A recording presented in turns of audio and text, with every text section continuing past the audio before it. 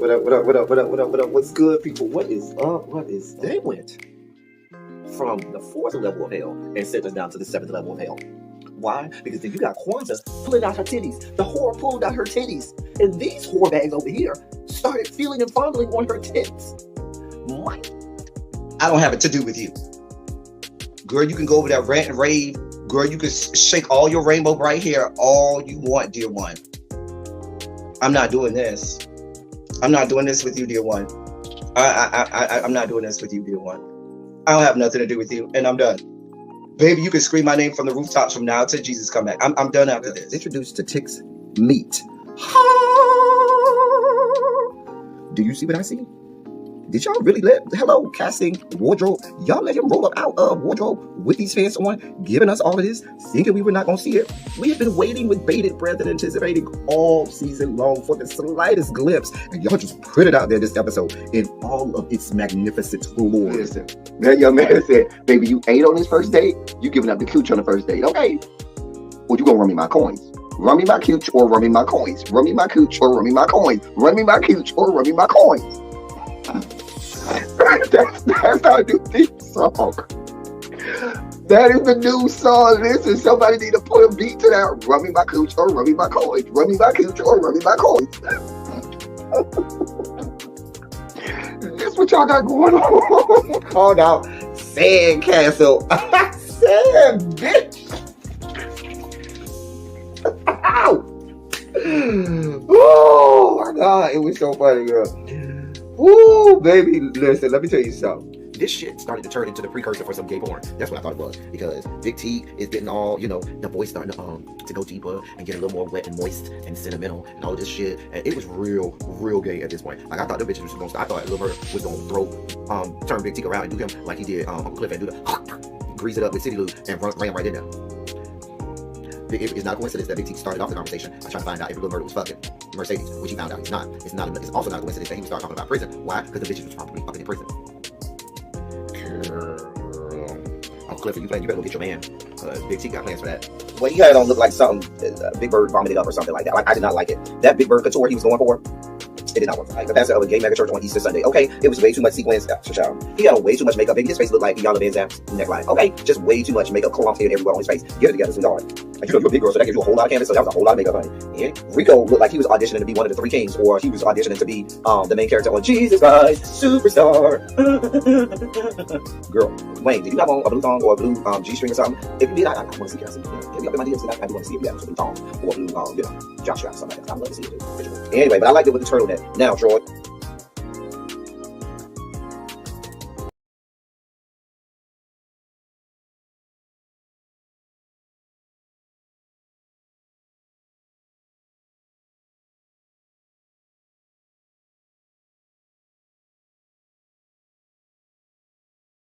I'm doing all that on mute, right? All that on mute, right? What up, what up, what up, what up, what up, what up, what up, what up, what up, what up? What's good, people? What is up? What is up? It is me, L1027, and I am back. Not with another review, because that's usually my review intro. That's usually how I start a review. But we are back for another edition of Run Your Mouth.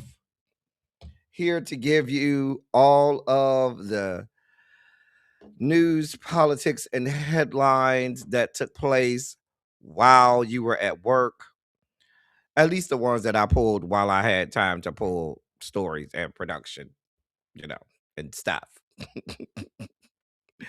Anyway, y'all, how's it going today? How has your Tuesday been? Child, I was over there talking to myself, just on mute. Just talking to my damn self on mute. Anyway, so I started off this morning, y'all. It was 22 when I started off this morning. And then it warmed all the way up to, 51 now? I don't know how y'all expect people's bodies to do something with that. Going from 22 to 51. That's like 30 whole degrees. Anyway, my neighbor gave me 2 slices of sour cream pound cake. Mm.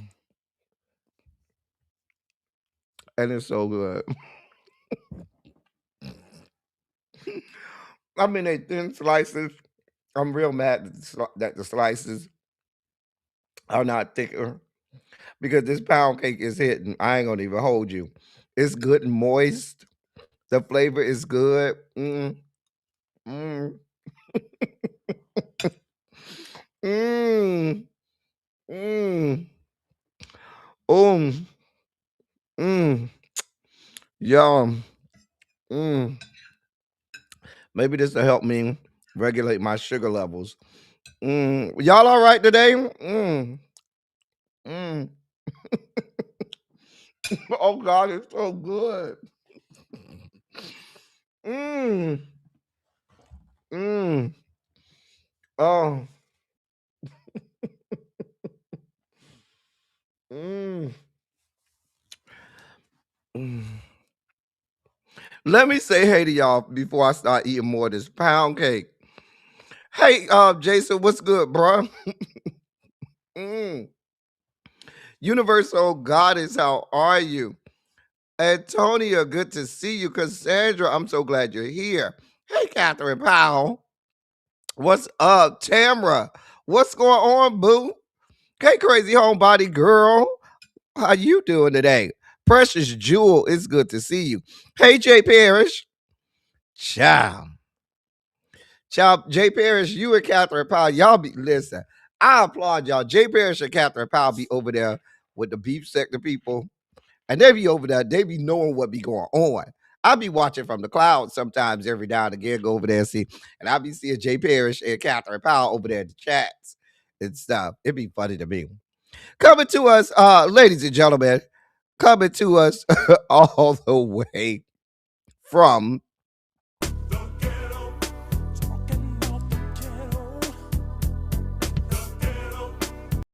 Hey Chef. What's going on, Chef? Hey, Sherry. What's going on? Tracy W. I'm so glad to see you. There's my boo. Hey, Demetria. What's going on, sweetheart? Terrence, what's good, bruh? What is going on? Janae, how are you? Ravine, I'm glad to see you. It's cold up there in Philly, child. It was cold this morning. Baby, it was 23 this morning. Now, yet 23 is better than the 18 that I had yesterday. Yesterday, it was 18 degrees when I woke up. Today, it was only 22. I'm sorry, it was 22. Child. My body cannot adjust to 30 and 40 degree temperature swings. I just can't do it. 82 degrees, really? You just gonna rub it in? Jason, that you over there in the 80s, you're gonna rub it in for all of us, freezing our ass off.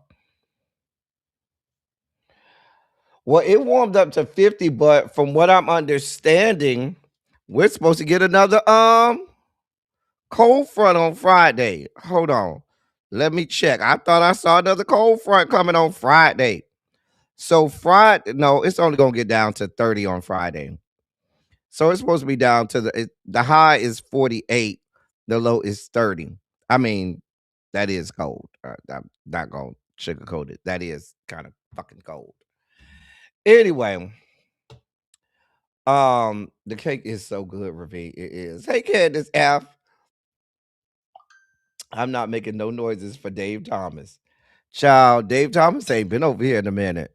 I need to call him and see what he doing. See why he ain't been over here. I think he waiting for me to call him. Mm, mm, mm, it's so moist and good. That's what Dave Thomas said. mm. Hey, Butterfly, what's going on, my love? Hey, Tawana. Hey, Symmetry. Don't pay really be no mind. When we were here in Atlanta that time, it was in the 40s. Okay. Me and Abby were cold. She was the only one out there like, it ain't cold. It ain't cold. It was like 40 something degrees. I'm sorry.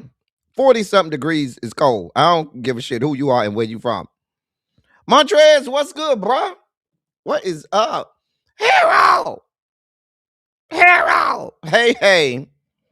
Hey, hey, Harold. What's going on? What is going on? Y'all ready to get this party started? We got a lot of stuff to discuss and break down and talk about today, y'all. We got a lot. It's a lot going on. It's a lot going on.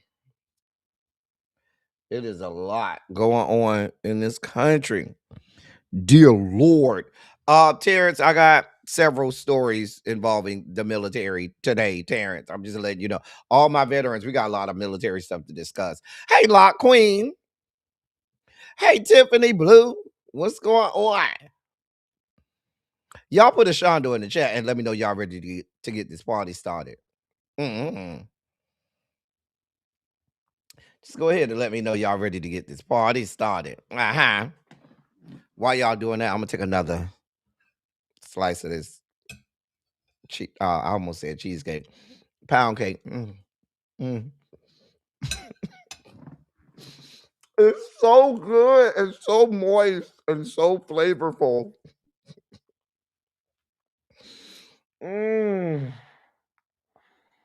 My Lord. I should not be enjoying this pound cake this much.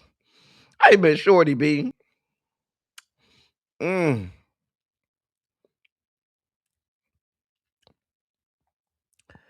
right. Well, Ravine done put a Shondo in the chat, so that means we ready. Because Ravine put her Shondo in the chat, so I know we ready. Y'all go ahead and hit the like button for me, too. Y'all know YouTube don't like us over here. They don't do us no favors over here. So please hit the like button. Share the video out. Do all of the things that you do as subscribers. You hold up your end of the bargain. I will hold up my end of the bargain. Okay? And with that being said, ladies and gentlemen, non-binary, gender-conforming members of our audience, I bring to you the late, great Larry Myers to help us usher in our Sugar Spike segment.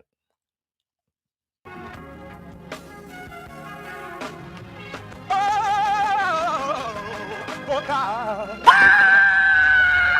You see, this is the part that I like. Major Sugar Spike. So long, well, I want to fight. Daddy gave, his only begotten son. Major Sugar Spike. And shall ever believe. Major Sugar Spike. They shall not perish, but have everlasting life. Taste the biscuit. Jesus! I wish somebody help me. Jesus. Thank you, Larry. So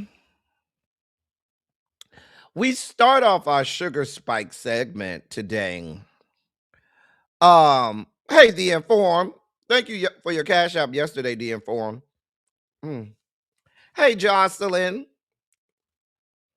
Hey, Jeannie. Hey, Fran. Hey, Fran. I know it is.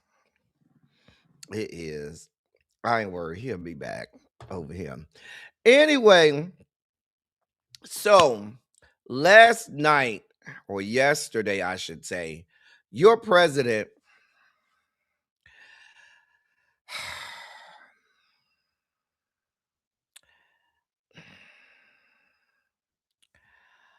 has declared that fentanyl is now a weapon of mass destruction. And that's a direct quote. He said fentanyl is now declared, quote, a weapon of mass destruction, end of quote. I'm not going to play the video. I didn't even download the video because I know y'all get sick of seeing that man and hearing that man's voice. But he said, quote, no bomb does what this is doing. 200 to 300,000 people die every year that we know of. So we're formally classifying fentanyl as a weapon of mass destruction, end of quote.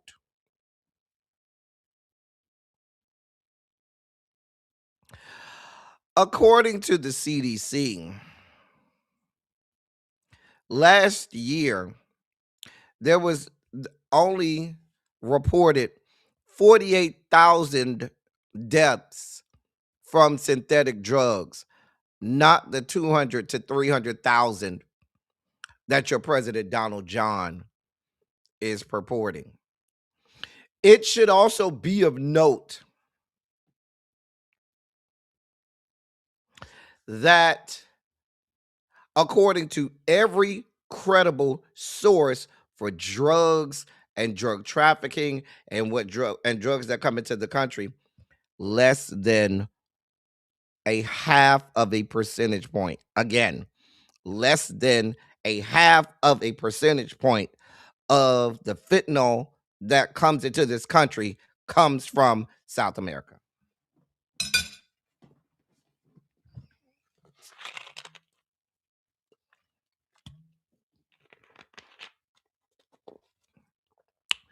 And I checked everything.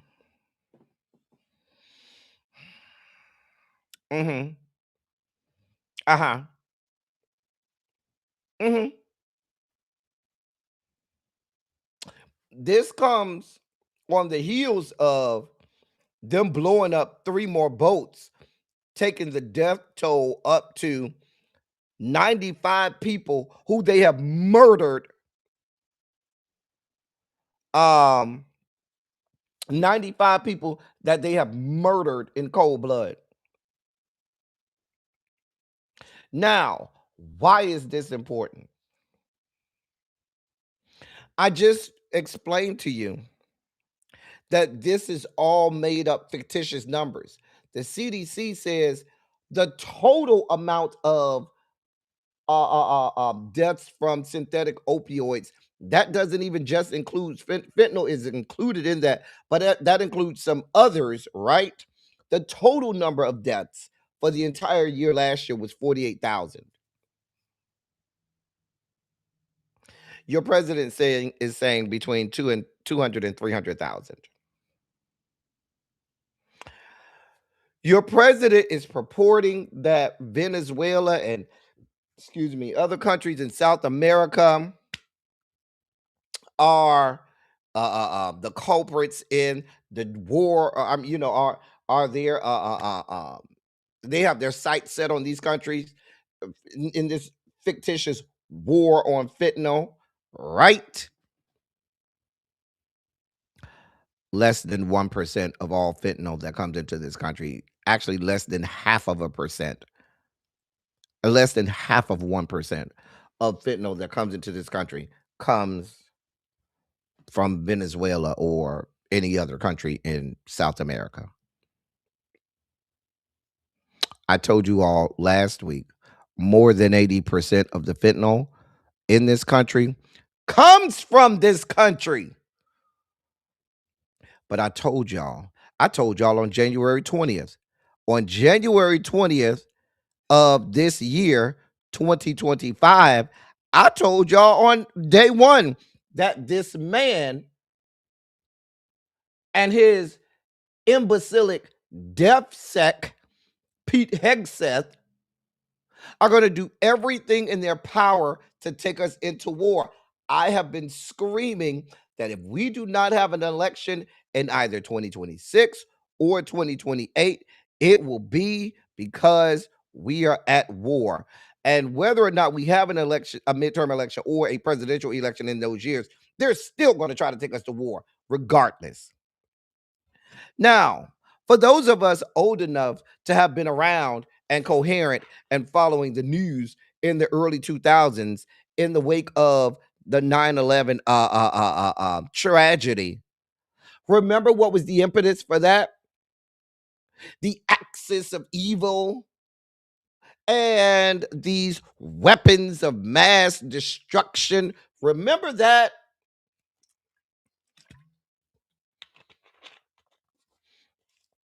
Remember, it was all about the axis of evil.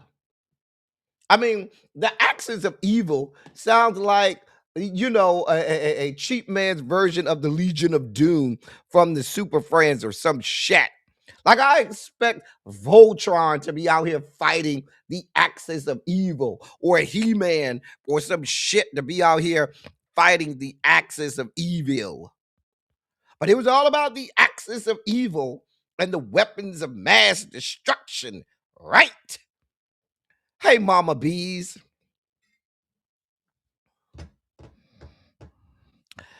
So, for my Gen Z kiddos that weren't, some of y'all were born, but you weren't old enough to really know what was going on at that time. This is the start of the war. This will be their, impetus for this war on South America. The difference is, please don't think that these countries in South America are just out there by themselves and don't have allies that will come and fight with them. See, Iraq did not have any real allies like that, or allies that were about that life enough to fight with them. But here we are. Lives will be lost. I'm just going to be honest with you. Lives will be lost.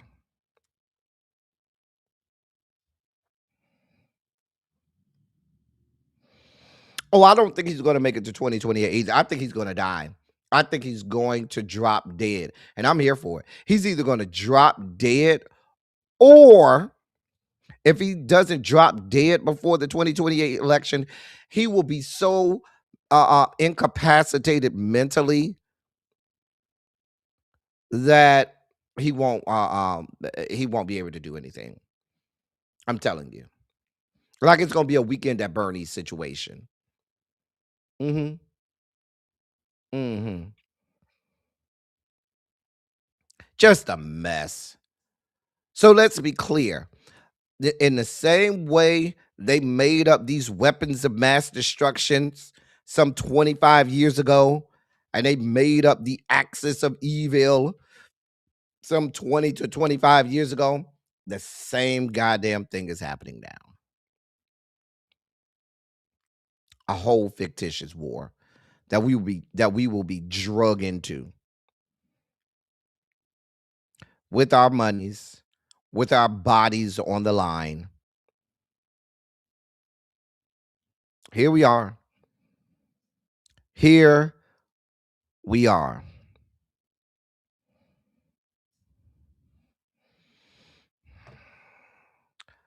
In more sugar spiky news. So ICE is around here being ICE. ICE is around here being ICE. Here's the video.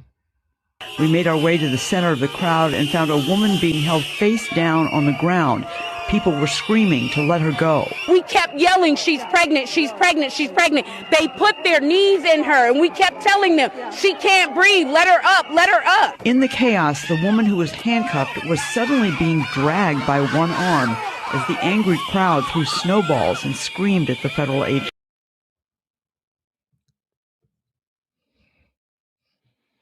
Here we are. Here the fuck we are. Here the fuck we are.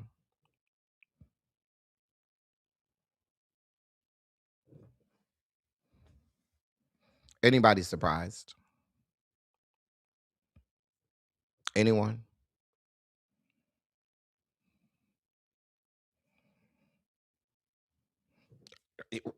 They will fight you about them being pro-life.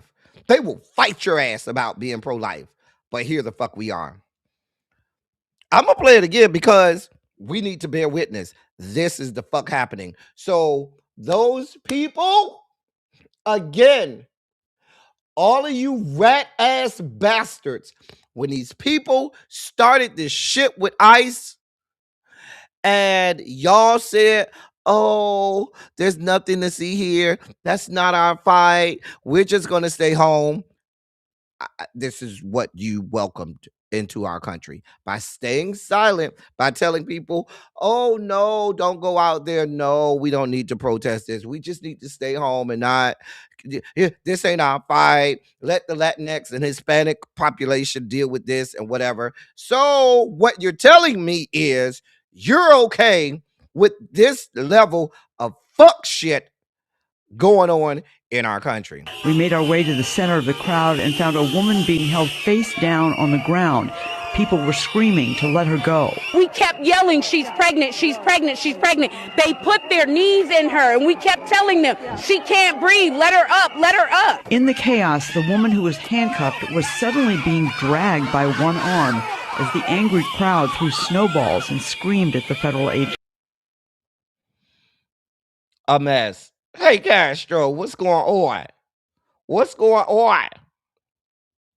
We're not surprised. This is what we have going on. But again, there were people on the left saying, oh, this is not our problem. So ridiculous.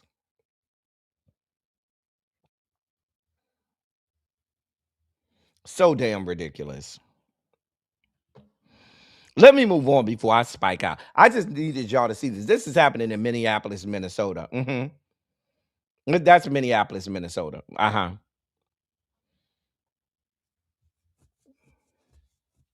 This what y'all got, this what they got going on, Chef. This is what they got going on in this country. Let's move on before I lose my fucking mind. In more sugar spiky news. So this is happening. Democratic Senator Mark Kelly of the great state of Arizona said today that the Pentagon's escalating investigation into his remarks urging troops to refuse unlawful orders is part of an effort to silence dissent within the military. Now, he said that after learning this, a Pentagon official told news outlets yesterday that Defense Secretary Pete Hegseth's office, along with the Defense Department's Office of General Counsel, are, quote, escalating in the, quote, the review into Senator Mark Kelly over the video in which he and other Democrats told U.S. service members to disobey illegal orders. They're escalating the review to an official command investigation. Mm-hmm. Mm-hmm. So then when Senator Kelly found this out, he said, quote, this is just about sending a message to retired service members, active duty service members, government employees. Do not speak out against this president or there will be consequences, end of quote. And that's what Senator Kelly said to news outlets and news reporters. Mm-hmm. This is happening. Mm-hmm. Yeah. Oh, they were very serious. If y'all thought this wasn't going to happen, oh, this is the fuck happening. Is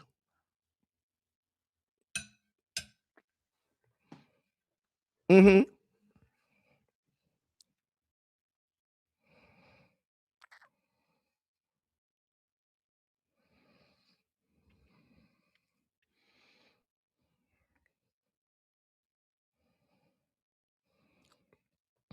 So, do you think? Are you saying, Terrence, that you don't think that they're gonna that this investigation is gonna be? Is you don't think they're gonna really go through with this investigation into Kelly? You don't think they're gonna do it?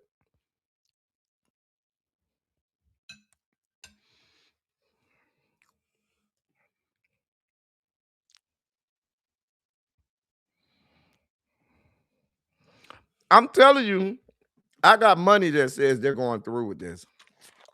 They want to make an example out of him.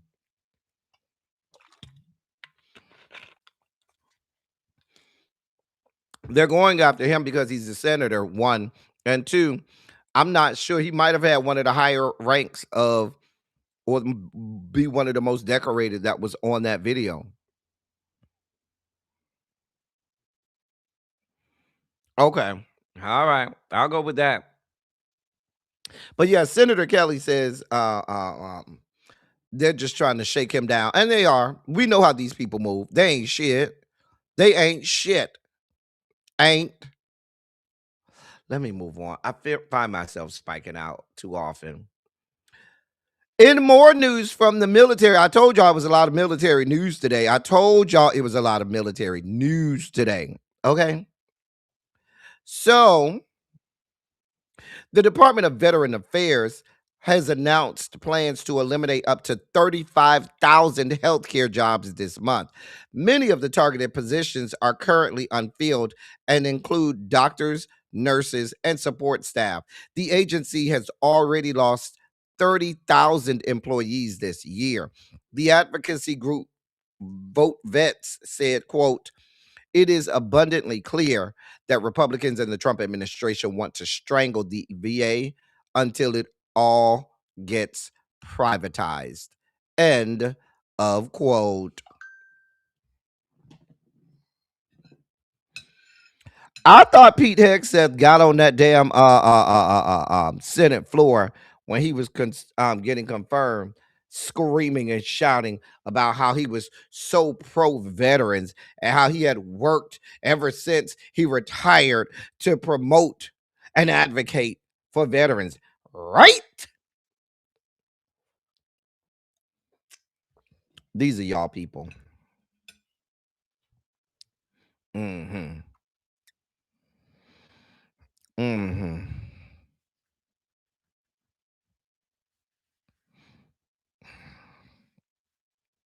They don't, if listen, why is this important? Because we have so many of our loved ones. Some of you all yourselves are veterans and go to the VA hospital. I got so many family members and loved ones that are veterans and they go to the VA. Some people, because of their parents, get VA get go to the VA and things like that. And here we are. They're cutting funds.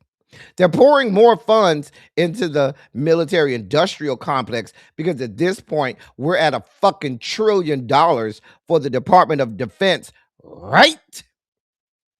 None of that money they want to allocate to taking care of veterans. All they need you for is to be on the front lines, be active duty, deployed, all of that shit. When you retired, you can take it up the ass with no Vaseline as far as they give a shit. Hey, lovely 31 Blueprint. That's how they feel. I'm just telling you what the people, essentially, that's how they feel. I mean, can you argue?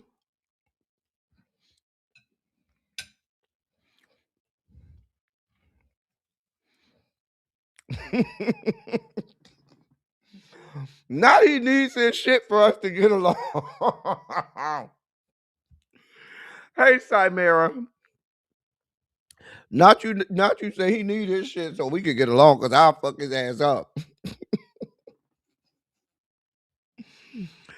Girl. Ciao. Hey, Complex 613. So listen, I have every reason to believe that they absolutely are trying to privatize the VA. I could see them completely privatizing the VA. Now, I don't know if that's good for the VA and for veterans. Hell, but at the rate that the VA hospital, looking at some of the fuck shit that you got going on at the VA right now. Well, no, I'm not. I was gonna say, can you get any worse? But you actually can get worse. It always can get worse. It can always get worse.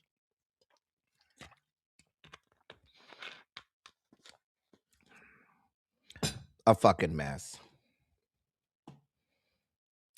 It's been over a decade. It's been over a decade.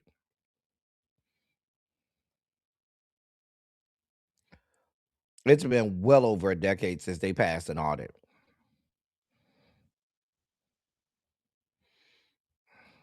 While you're in, you're just a number on a balance sheet. After you get out, They send you a bill, see you as a bill. Mm, there's that. And that's coming from a veteran. These people ain't shit. Ain't shit. Pete Hegseth don't give a damn because he's not on that. He don't have to go to the VA. He gets the good medical care and insurance. So he could give a shit.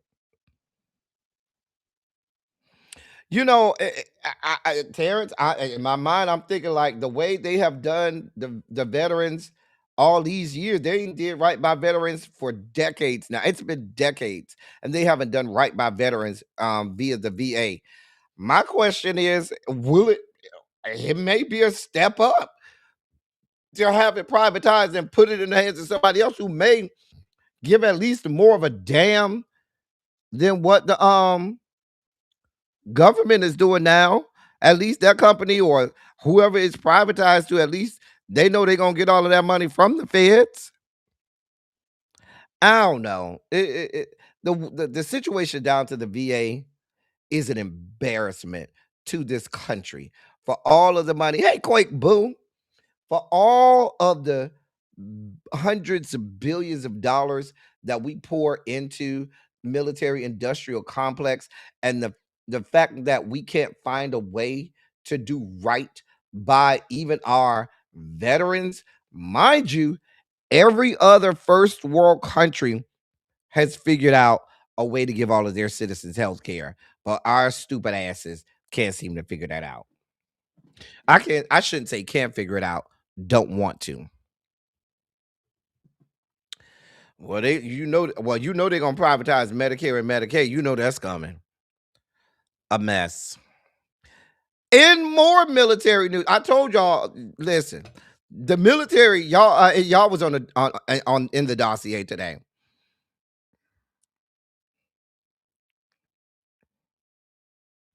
Not you got to fight all of the reefer you can't have. VA doctors work for the government. The private doctors work for you. Well, then there's that. I told y'all the story about my grandfather. As long as he was going to that damn VA, they was fucking him up and killing him. And then he got a dispensation, or he was told that he can go, authorization to go over to a private doctor. Instantly got better. A mess, just a damn mess. They're always listening, Janae. They're always listening. Big brother, that is. So, in more military news, senior Pentagon officials are preparing a plan that would downgrade several major U.S. military headquarters and shift power among top commanders, which cited, and that's according to the Washington Post, who cited people familiar with the matter.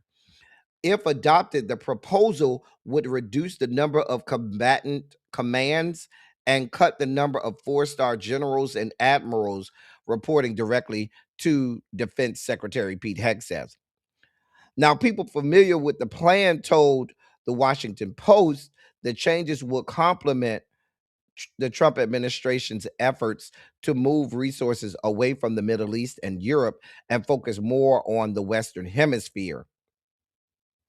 The Post said that the administration's national security strategy, released this month, declares that the quote days of the United States propping up the entire world order like Atlas are over. End of quote. Also, according to the Washington Post, the Pentagon's failure to provide specifics has frustrated members of the Republican-led House and Senate Armed Services Committee, who feel left in the dark about the reorganization. The plan would place U.S. Central Command, U.S. European Command, and U.S. Africa Command under a new organization called U.S. International Command, according to 5 people familiar with the matter. Another major shift would merge the Northern and Southern commands into a single U.S. Americas Command, or AMERICOM. The Washington Post notes that planners also considered establishing a subordinate Arctic command, but have seemingly discarded the concept. It's also being reported that the combined changes would reduce combatant commands from 11 to 8, leaving the Indo-Pacific Cyber, Special Operations, Space, Strategic, and Transportation commands among those remaining.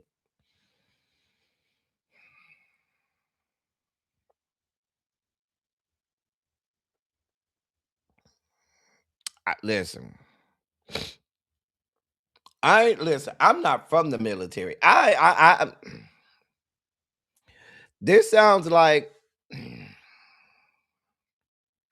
usually when you start to see them firing, you see this in organizations, in business organizations. When they start firing or eliminating members of the C-suites or members of leadership at the top, that means the man on the top wants more power. They're trying to consolidate power. And I don't think it's happenstance that now they want to focus all of their attention on the Western Hemisphere. It is not coincidental. You got all of this fuck shit going on in the Caribbean and the Eastern Pacific around South America. You got damn near half the naval fleet in the goddamn Southern Caribbean. And now they're looking at plans to shift and focus more so on the Western Hemisphere.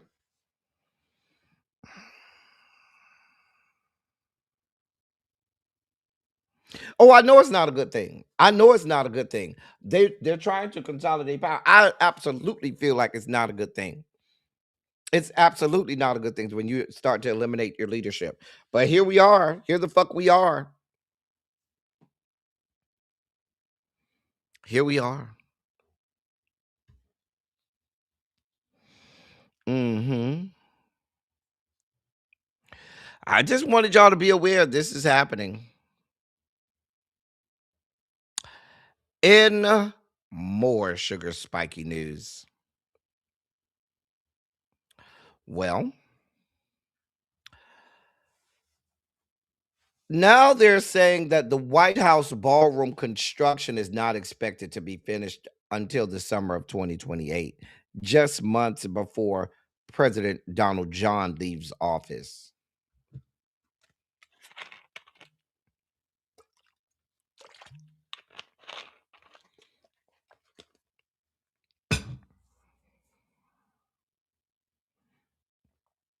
The project's timetable came from a report in which the National Park Service said the size and location of the ballroom will, quote, disrupt the historical continuity of the White House grounds and alter the architectural integrity of the east side of the property, end of quote.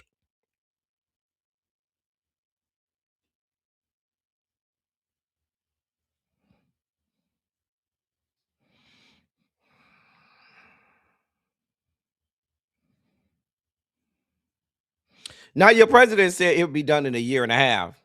The National Park Service came out and said construction will last until August of 2028. They still haven't found a new architect because the original architect quit because your president wanted some shit done and the architect said you can't do that. And your president said, oh, I can't and I will do it whether or not you want me to. And he said, well, fuck you, then I'm gone. So they still have to find a new architect. Meanwhile, they illegally destroyed the entire East Wing. There are whole laws in place about changing the structure of the actual White House. There's a process for that. And they said, fuck it. Oh, it is a bunker. It absolutely is a bunker. And those in the military that know about it being a bunker know that. But now the bunker is exposed, right? Fuck it. Nothing there, right?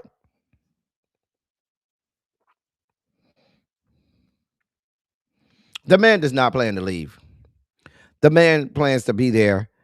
I can't say in perpetuity because he only got a hot 10 minutes left on this earth. But I think he plans to die there. He does.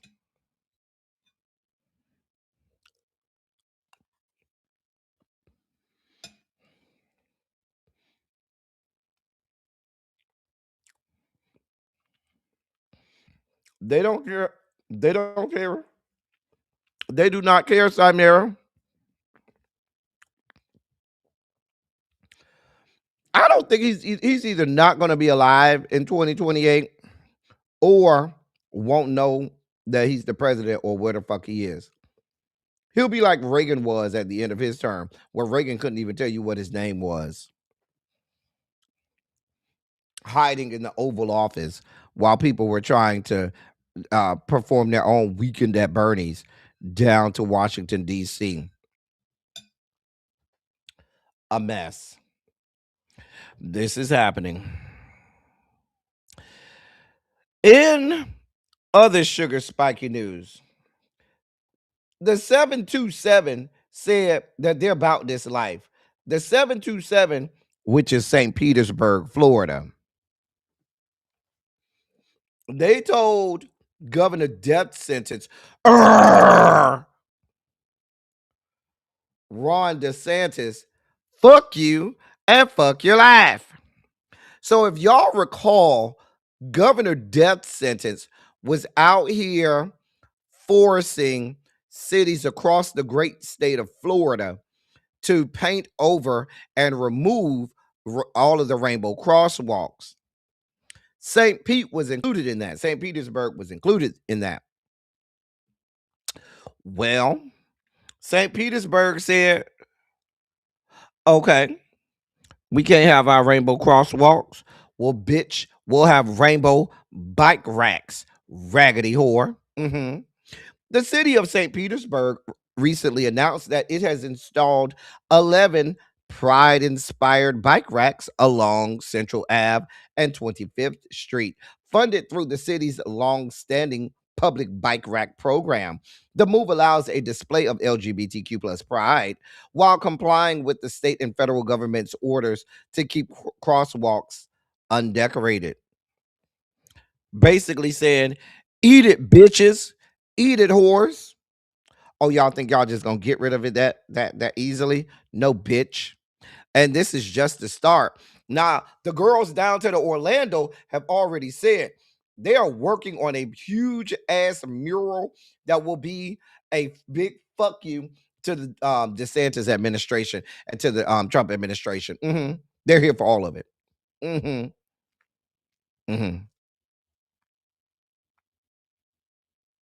Yep. I'm here for it. Quiet as it's kept. I'm here for all of it.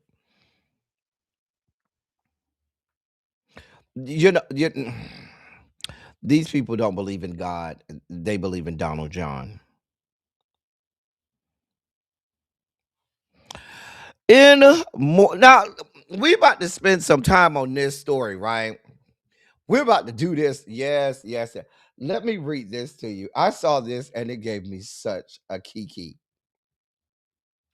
U.S. Representative Wesley Hunt, that's who you see there. Yeah, he's a Republican, a staunch Republican. He's out of the great state of Texas. You should also know he's running for in the Texas Republican primary, thinking that he has an Ice Cube's chance in hell. I mean, he has less of a chance of winning than Ken Paxton,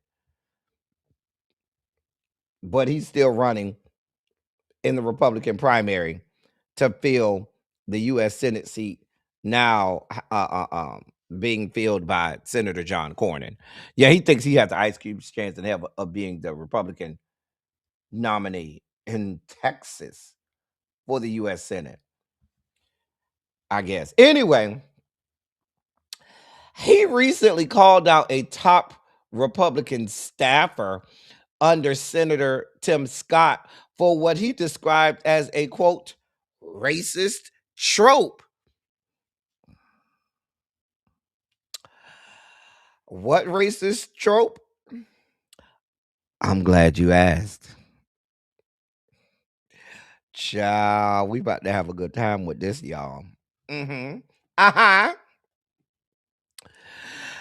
After Hunt, one of a handful of black Republicans serving in Congress, posted a picture of himself and his wife at a White House holiday party, Jennifer DeCasper, executive director of the National Republican Senatorial Committee, suggested the congressman's ankles were ashy.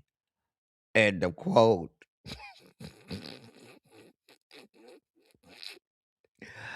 Again. Now, Jennifer DeCasper is a black woman. She's a black MAGA. She's black MAGA. Yeah, she's a black woman. She's MAGA. Don't worry about her. She's MAGA. She wants to try to present as a white woman. She tries to color herself as a white woman. She tries to say, if you look real hot, she gives an Ashley Darby white woman tease, you know.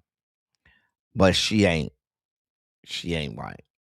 She black. She's just a black MAGA. But she said that Representative Hunt, his ankles was ashy. She posted, or X, formerly Twitter, she posted a comment under his pictures and said, quote, "Those gray ankles got dude looking like he just did a tap dance routine in a bag of flour." End of quote. Ooh, tap dance in a bag of flour. Yes. She said, while you over there with your Sambo slippers, sir, and while your white wife may not need lotion, baby, it's cold outside, and you is black. You ain't even high yellow or light skin. You dark skin. Now, for your enjoyment, I made sure that I got close-ups because I knew y'all would want. Let me move the banner. I knew y'all would want to see what was going on. Now we're gonna ignore the fact that his wife's toes is hanging over the end of that shoe right there. Y'all see his wife toes hanging over the end of that shoe. You know, white women sometimes they don't know how to dress and shit. But them ankles, bruh, bruh, bruh, bruh. Your good MAGA sister said, and I quote, he looking like he just did a tap dance routine in a bag of flour. End of quote. That's what your good MAGA sister said. Mm-hmm. Now, good old Jennifer DeCasper, who I told y'all is the executive director of the National Republican Senatorial Committee, NRSC. She's also a staffer for Senator Tim Scott, who's also black. So all these, this is what they would call black on black crime, right? Now, Representative Hunt got upset and angry. And he said that he is disheartened to see such rhetoric from senior staff serving under the country's longest serving black U.S. senator. He said, quote, "As a black Republican, I am no stranger to vile and racist tropes aimed at my family and me. Historically, those attacks have come almost exclusively from the radical left. That is why it is both surprising and deeply disheartening to now see similar behavior coming from individuals serving at the NRSC under Senator Tim Scott." End of quote. Now, how the fuck the left get into this? So now you said that, oh, you only get these racist tropes from the radical left. Don't try to bring the left into your ashiness, sir. This is a common thread of you MAGA nuts, all you Negroes over there down to the MAGA revival tent listening to your cult leader, Donald John. You bastards don't seem to think that y'all black no more. And so I know your raggedy ass rolled outside in that cold ass Washington, D.C. weather thinking that you wasn't going to need to put no lotion on. Don't try to bring us into your shit. Sir, no, no, no, no, no, no, no, no, no, no, no, no. Because I looked at it, I say, well, maybe he got on socks or something. Like, do he got on some white socks? Because I promise you, I thought he had on some white socks when I said, because at first I was going to drag Jennifer to Casper and say, girl, he got on socks. Baby, them not socks. Ooh. Yeah, Jennifer the Casper got a big ass forehead like Satana, Ashley Darby. I- you, baby, listen, he think he white. Ain't nothing over there. Not you can play tic-tac-toe with his ankle. I'm not doing this with y'all. Mm-mm. Baby, listen. They ain't got nothing over there. Child. The people on the left, we have all types of we got cocoa butter, shea butter, Vaseline, baby oil. Did he even taught you we got baby oil? Baby oil didn't want no parts of that. Anything. But sir, you look like you got on white stockings. You look like you got on them stockings that your grandma used to get from Woolworths in the little egg canister. You know, the ones that only went up to their shins and they would wear them to church because they knew their dress was long enough that it was gonna go all the way down there to their damn ankles. Y'all know I forgot the name of them stockings, but y'all know them little pantyhose stockings that used to come in a damn egg container down to the Woolworths. I'm just saying. My grandma used to buy them. Mm-hmm. Don't act like y'all don't know what I'm talking about. I don't, Tawana, you do the knee highs, yes.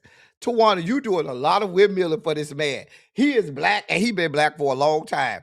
All us black folks, we know if it's cold outside, we know, bitch, you got to put on some fucking lotion. That's it. That's all. I'm just saying.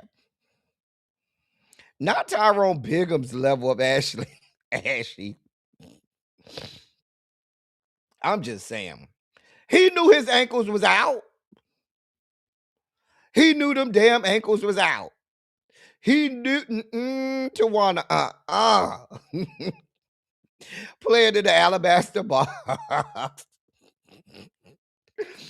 Child, V Carter had to fall up out of the not that you said maybe he had to vitiligo. Go! Tawana said maybe he got vitiligo. Girl, I can't play with you.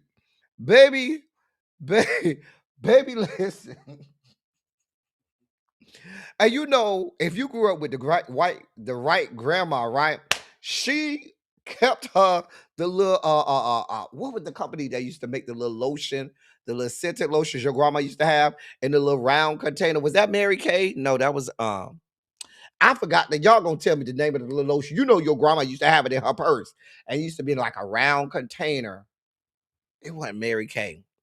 Anyway, where if you ain't having no lotion, baby, you was gonna be smelling sweet like she was. Cause baby shook, come here, and open that thing. And what I've seen some black women do. Now, my grandma kept lotion in her purse, so I ain't never had to worry about this. But I done seen it happen to some of my friends. You roll up at church and your face ashy or something like that. You know what them old school ladies was gonna do? Baby, they was gonna lick their hands, lick their fingers, and rub your face where they spit show was, but you weren't going up in the ashy. I'm telling you what I know. I seen it happen. I ain't never had that problem because my grandma kept a little lotion or whatever. Mm-hmm. I'm just saying. Baby, he knew them ankles was not Crisco. Will help in a pinch. Child. Hey, Felicia Boo. Not looking like he been making biscuits. Yeah, it was Avon. Thank you, Janae. Y'all know what I'm talking about. It was Avon. Mm-hmm. It was a little Avon one. You know your grandma used to keep it.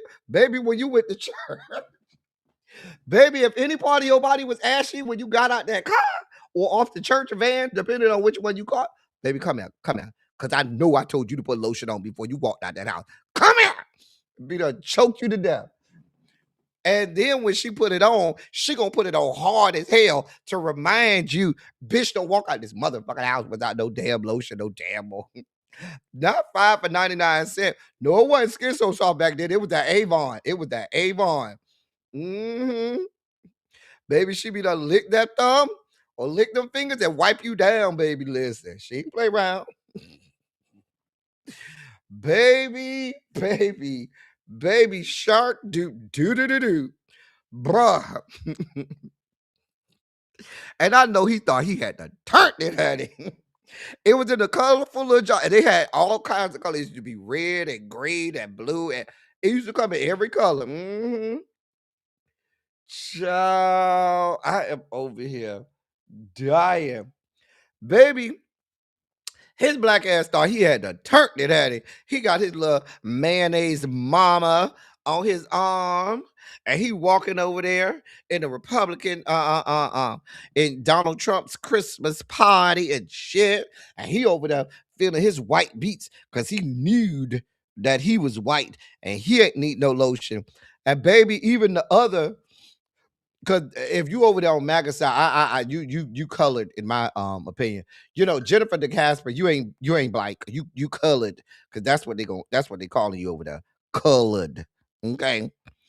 Anyway, even colored Jennifer DeCasper looked at you and said, bruh, what is you got going on?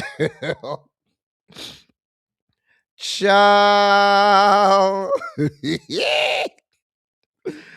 Child. You can't be walking out the house. I'm just saying.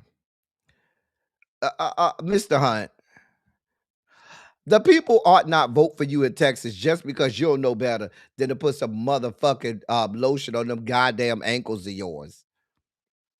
But he's upset. And he said he's never heard these types of racist tropes except from the radical left.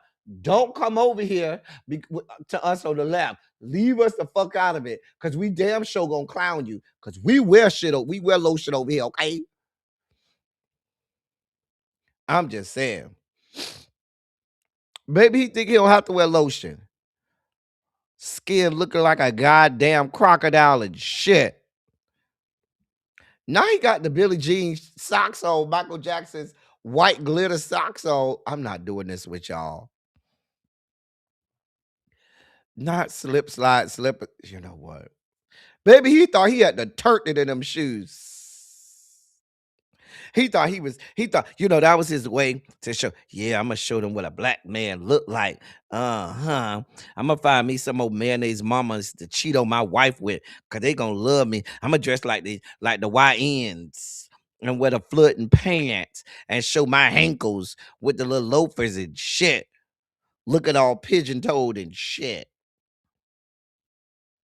Baby, I don't know what to tell you. Mr. Hunt, I don't know what to tell you.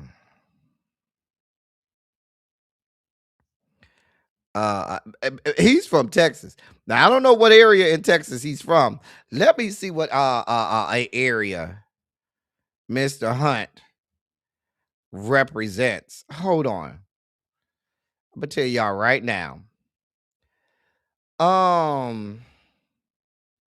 Houston. Well, he was born in Houston. Hold on. Does he still represent Houston? He is in Texas's 38th district.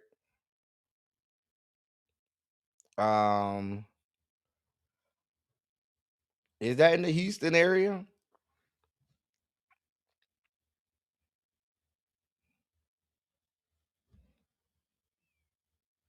Yeah, he's still in the Houston area. Yeah, that's still in the Houston area. Mm-hmm. Yep. Yep, that's still in the Houston area. Yep, that's in the greater Houston area. Mm-hmm. That's in the northwest. His district is in the northwest side. So it includes parts of downtown Houston, Jersey Village, Cypress, in that area. In between Katy and Spring, Texas. For those people familiar with the area in the Northwest area. Hmm.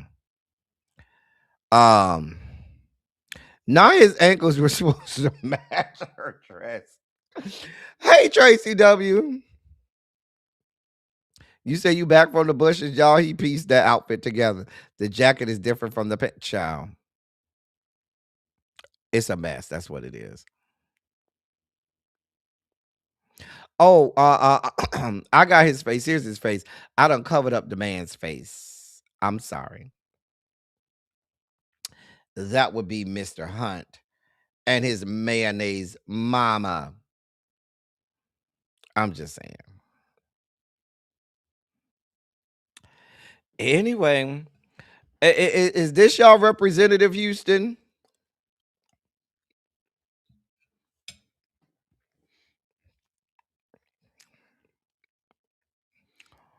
I'm just saying. Houston, stand up. I thought y'all would get a kick out of that. It made its way. It made its way to the Sugar Spike segment. We needed this laugh down to the Sugar Spike segment. Did.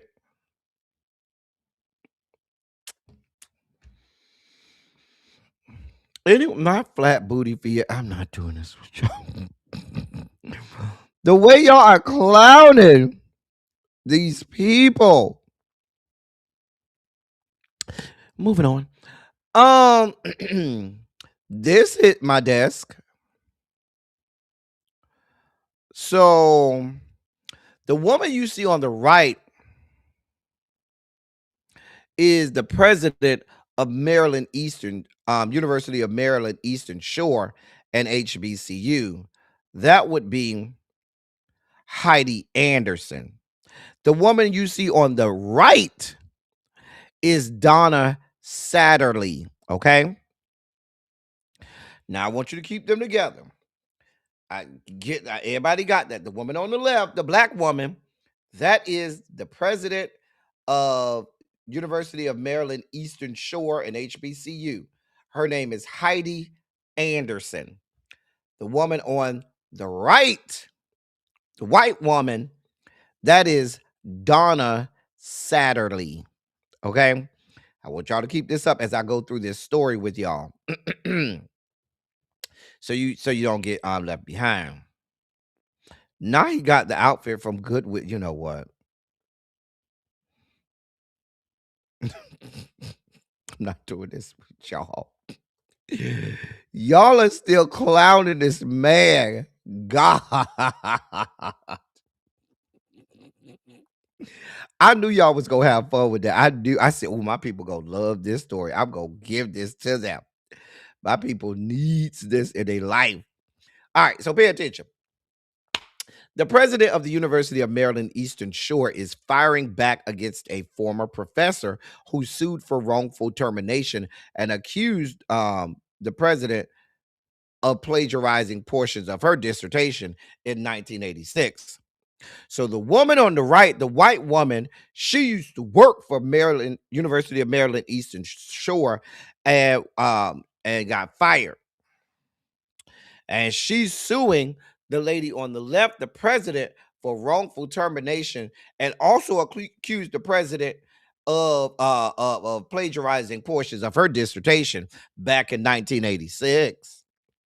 Heidi Anderson, who is black, is embroiled in a lawsuit against Donna Satterley, who labeled Dr. Anderson a, quote, scam artist who is not qualified to be president, end of quote. Dr. Anderson says she has lost speaking engagements due to the accusations. Donna Satterley, who left University of Maryland Eastern Shore in December of last year, believes she was pushed out of the university because she is white. Donna Satterley also believes that she was retaliated against for speaking out against alleged corruption at the HBCU. Dr. Anderson filed a defamation suit in October seeking $1 million in damages and told the court that citation standards were different when she was in school, reaffirming that she did nothing wrong. Dr. Anderson said, quote, "I stayed quiet for as long as I could. There's no plagiarism here. It's an attack on me and my character and all of us at the university. I needed to take a stand." End of quote. According to the Baltimore Banner, Donna Satterley is accusing the university, Dr. Anderson, members of her department, and senior leadership in her lawsuit of, quote, preferentially hiring African American employees over white and Asian applicants, end of quote. Y'all see where it's going, right?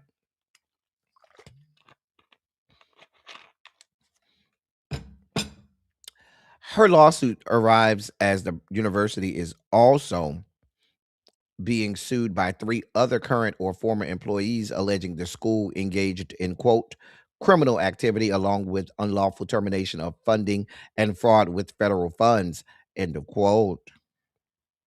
Donna Satterley said of Dr. Anderson's defamation suit, she said, "This is, quote, this is vicious retaliation. It's not going to deter me or intimidate me. Anderson is not qualified to be president," end of quote. Dr. Anderson, who has been president of the university since 2018, previously served as provost at Texas A&M University at Kingsville and the University of Sciences in Philadelphia. She holds a PhD in pharmacy administration from Purdue University. The feud between University of Maryland Eastern Shore and Donna Satterley, who began her career at the school in 2002 as a lecturer and one of the few white faculty members at the university, escalated in 2024 when she applied for a full-time professor role. In her lawsuit, Donna Satterley alleges that she was paid less than her peers in her department and claims she was passed over for promotions despite receiving positive reviews and feedback from her students. But as but as Donna Satterley applied for her promotion, the school found she had committed an egregious violation of the school's bullying policy and recommended her termination.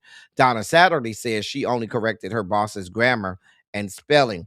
Ultimately, she quit and opted to sue the school for wrongful termination.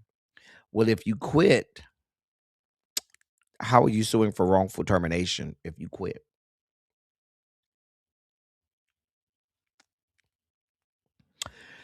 In her plagiarism claim against Dr. Anderson, Donna Satterley used the plagiarism checking site Turnitin to assess the originality of Dr. Anderson's essay. The tool determined 27% of Dr. Anderson's 1986 essay was unoriginal and used the essay as an example of writing a dissertation at Washington University. Wow, white woman. Oh, that's some white woman. Listen, this is all PhD dissertations speak for me. This is some fucking balls. Wait a fucking minute. This white woman, now the black woman got her PhD in 1986. Turnitin wasn't even a thing. The internet wasn't even around then, okay? The woman, wait a minute. The audacity of these white women. She got her PhD from Purdue University. Purdue. She was provost at Texas A&M at Kingsville and provost at the University of the Sciences in Philadelphia. Do you not think that if there was any situations of plagiarism, she wouldn't have been caught during her defense? She wouldn't have been caught when she held all of these other jobs. And so you thought it was gonna be your best position to try to say that the university president plagiarized her dissertation and then went and started using the professor's dissertation for as an example of how not to plagiarize. Mind you, you put the professor's dissertation and turn it in, and her dissertation was written 39 years ago when Turn It In wasn't a thing. Even the people that turn it in will tell you, now, if you know what you know, hey, Camps, if you know what you know, Turn It In will tell you there are times when Turn It In will get it wrong. And especially in a case like this, where the woman's dissertation was written in 1986, she's absolutely right. Some of the ways that you cite things and the ways that you reference things in 1986 is very different from the way you do it some 39 fucking years later. If she had plagiarized, it would have been caught by Purdue University. If there was ever any questions on the woman's dissertation or the validity of her doctorate, you think all of the universities that she served under, meanwhile, back at the ranch, these were not HBCUs, these were white PWIs. They looking for any reasons to fuck us up. Please be clear, white woman. This black woman right here, if she's at that level, she ain't plagiarized. I'm telling you right now. Not working at all of those PWIs. Not getting a fucking PhD in the year of our Lord 1986 from Purdue University in what was her dissertation in? From Purdue University in pharmacy administration. No, ma'am. I ain't buying it. I ain't buying it. You mad because you felt entitled. You know, white women want their way into everything. They said, ma'am, no, we absolutely want to hire more black people. It's an HBCU. I don't see the problem. You used the school's president. You used her dissertation to go to some other university and tell students how not to fucking plagiarize? Are you fucking kidding? The woman has every right to countersue you.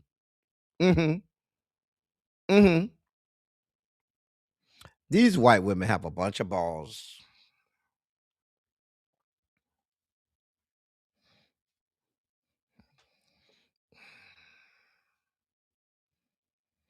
So she even told the Washington Post, the white woman said, quote, I was upset with the way Anderson was treating me and also talking with students about plagiarism. Both contributed to me reviewing her dissertation. Ma'am, clearly you didn't review the dissertation. All you did was plug it in to Turn It In. Let's be clear. Don't try to act like you did. No, ma'am, no, ma'am, no, ma'am. You put it in, Turn It In and said, oh, I see it. I see the colors. So, and I see the number at the bottom. So 27% of this is Jesus, God be with us. I see why you were fired. And it's the audacity of these white people. This woman descended from the Caucasus Mountains got a lot of nerves. Let me move on. This is triggering. It was a white woman. Look damn near like this white woman when I defended my fucking dissertation and the raggedy bitch tried to tell me what the fuck I wrote in my fucking dissertation. The bitch, I'm sitting in front of this whore and the bitch gonna tell me, well, the author said ... which means that the author meant ... And I said, hey, I'm the author. How can you tell me what I wrote and what I meant when I wrote it? Like, it be the... I'm getting triggered. I'm getting real. Oh, I remember that white woman. It got so bad. My recommended professor had to go and talk to her and tell that bitch, hey, bitch, you need to stand the fuck down. I don't know what the fuck you doing. And it's they ooh. And my professor, he was a white man. I talk to him all the time now, love him to death. He even called out the racism and he was like, I know what this is. I'm on top of it. Let me handle it. You don't say nothing. Cause he saw, baby, I was ready to dig off in that white woman. Ooh. Mm. Ch- ch- Baby, you got, let me move on. I'm getting triggered. In our last story, thanks to Symmetry for this story. This comes by way of Symmetry. And this is going on in her area. So, what happened to my story? What happened to my damn story? Hold on, y'all. Hold on, y'all. Now I can't find my damn story.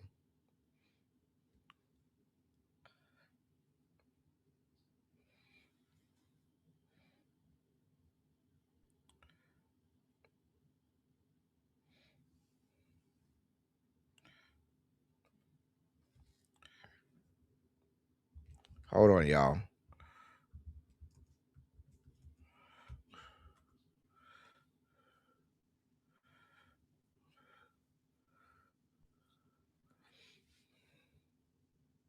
So, um,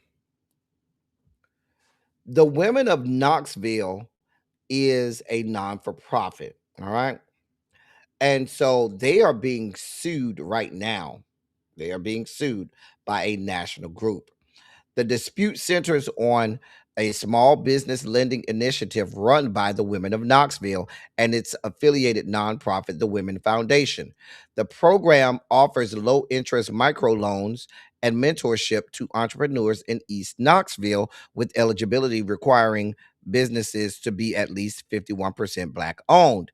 The American Alliance for Equal Rights, a group funded by affirmative action opponent Edward Blum, filed a lawsuit against the program uh, arguing, that the program unlawfully discriminates based on race. The case was brought by an unnamed white business owner affiliated with the organization, who claims the race-specific criteria violates federal civil rights laws. The funds in question are privately raised and do not involve taxpayer money. The Women of Knoxville was established in 2019 by a group of local business leaders and activists: Deidre Harper, Tanika Harper, Daisha Lundy, and Kanika White. After discussions about the economic barriers facing Black residents in the city of Knoxville, Tennessee, the group says the program was designed to address persistent gaps in the access to capital rooted in Knoxville's history. Civil rights groups have stepped in to defend the initiative. The Southern Poverty Law Center and the Global Black Economic Forum filed legal briefs in support of the Knoxville organizations. SPLC, the Southern Poverty Law Center, Deputy Legal Director Scott McCoy criticized the lawsuit, saying it, quote, perverts the federal civil rights laws in a way never intended, end of quote. The alliance has successfully challenged race conscious grant programs in the past, including the more recent microloan program, and has prevailed in a recent Texas ruling involving business funding. Blum also founded Students for Fair Admissions, the organization behind the Supreme Court case that effectively ended race-based college admissions. Y'all see what's going on here. This is white people claiming reverse racism, and they're mad because Black people, because y'all keep telling Black people to pull themselves up by the bootstraps, right? And every time we do that and we have something for ourselves, you white bastards want to come and snatch it up and say, oh, no, we should have access to this. No, bitch, you told us to put ourselves up by the bootstraps. We did this shit, and now you bitches just want to come and steal all of the shit that we worked on. Fuck you, whores. This is the problem that I have with. I'm getting triggered again. I'm already triggered again. Because this is the bullshit. This is the fuck shit that we see all the time. These Black women done built this organization. The organization is helping out Black businesses by giving microloans and help with funding of these businesses. And they only say you have to be 51% Black owned. And white people said, no, we want y'all Black money too. We don't just want our white money, we want y'all Black money too. Because they want it all. We can't have nothing for ourselves, right? Mind you, this is not taxpayer fund, money, but they want that too. This is private money. They want that too. I'm going to monitor this situation and keep y'all informed. It's time for our video breakdowns. We got a few of them today. We got a few video breakdowns today. Here's the first one. Man that you ever know, see it would make a difference if that was baby for me and you. Autism.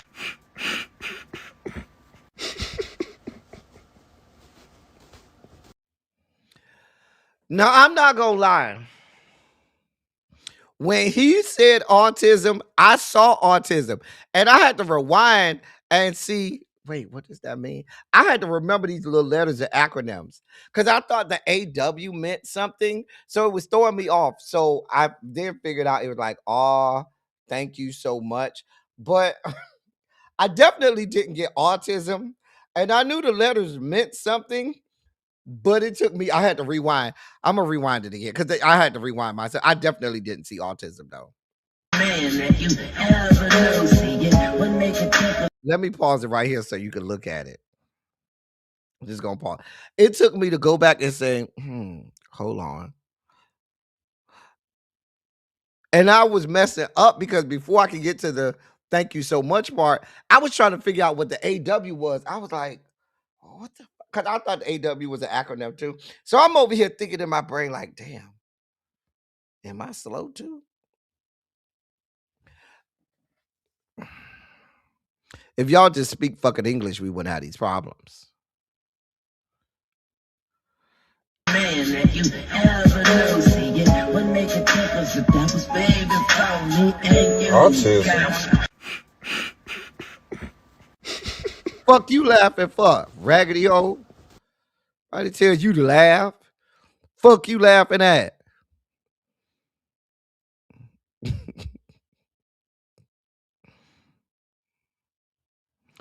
Here's our next video breakdown. I think we can all agree that if we're generalizing, Gen X is the worst generation. Okay, if this is happening, if Gen Z is picking a fight with Gen X in the same way that millennials picked fights with boomers, you need to be prepared. Just to give my credentials, I am a cusp millennial, right? I'm one of the first ones, right? Meaning I have a lot of exposure to Gen X. My older brother is Gen X. He is firmly Gen X. And he is the stereotype of Gen X, obviously, is that they don't care. They do not care. Right. And I think on the surface level, you think, okay, well, that's going to be easy. Then no, there was almost no visual record of Gen X when they were younger, meaning they could do whatever they wanted and not have to worry ever about a video resurfacing as they got older. You combine that with the fact that most of their parents are older boomers who gave them very little parental supervision, and that is a dangerous combination, my friends. A direct result of that is that the Gen X that you're seeing today are the ones that survived. They fear nothing. Millennials, like we were the first ones that had these programs in schools in place telling us that all the dangerous things we saw our older siblings doing were bad.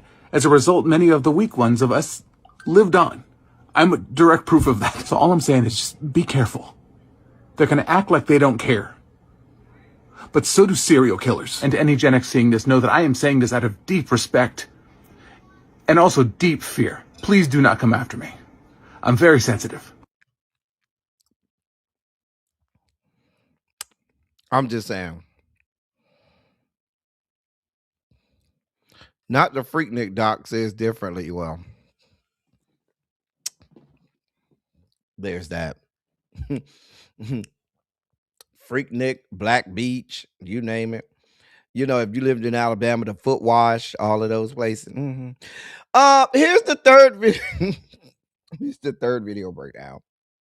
Hey y'all, it's Nurse Rachel. Did you know that sometimes our patients end up in medical journals for research? Kind of like this. What is that? That's right, that is a 5-pound hand weight inside of a man's rectum. For reference, this is a 3-pounder, okay? Look at that. It's got a little weight to it and a little bit of girth. And I'm glad they put the arrow in the picture just in case they didn't know if we could find what we were looking for. I think we found it. Y'all, this is one way to put on weight. Okay, that is a deep squat. He puts the dumb in dumbbells. He did get swole, okay? If you're at the gym and you're like, hey, I can't find a spotter, what am I going to do? If you do this, you will be spotting afterwards. Just believe me on that, okay? This is a deadlift because it can kill you. I mean, good luck going to spin class after this. You know, you want to get shredded, this could have shredded your intestines. He went to the gym to get gains, okay? You know what he gained? A trip to the ER. Okay, so don't do this. Stay out my ER, please. Hey, y'all, it's Nurse Rachel. Screw you. No, really. Screw you. What are those? That is a penile shaft filled with about half a dozen screws. You're thinking to yourself, how did he put those in there himself? He didn't. His girlfriend found out he was cheating and decided to load up his penis like she was filling a magazine with bullets. Can you believe it? And you're thinking, how drunk would a man have to be to not feel that happening? Honey, the legal limit is 0.08. He was 0.37, highest I've ever seen. He'd been doing whiskey pulls at the VFW all night. He was out, okay? So look, Barbara, honey, I know that you are heartbroken, okay? But you got to keep this out of my ER, okay? I find it interesting, Paul, that you came out the bushes or came up on here right as shit was getting inserted in people's assholes and inserted into, people's dicks, urethras and stuff. Hey, Paul, I don't give a damn how drunk I am. I'm going to feel you shoving screws inside of my urethra. I'm sorry. It's at that point where I'm sobered up. There's no level of drunkenness. Like, I have to be heavily sedated on heavy anesthesia not to feel you shoving screws up my fucking pee hole, my urethra, up the shaft of my penis. I mean, women, you don't have a penis, but I'm just going to say, y'all have somebody shove screws up your urethra. You know, the little hole above the vagina. You have somebody shove screws up there and let me know how that feels, whether or not you'll feel it or not. You know, y'all women sometimes can be diabolical, vicious, diabolical. I don't care what he did. You shoving screws up the man's pee hole. Like, really?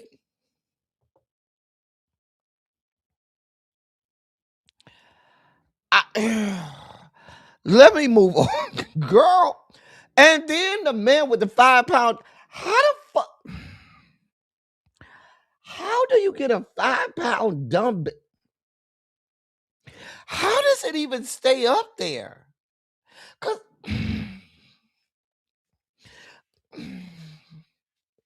I have so many questions, but I don't want to know the answers. I don't want to know.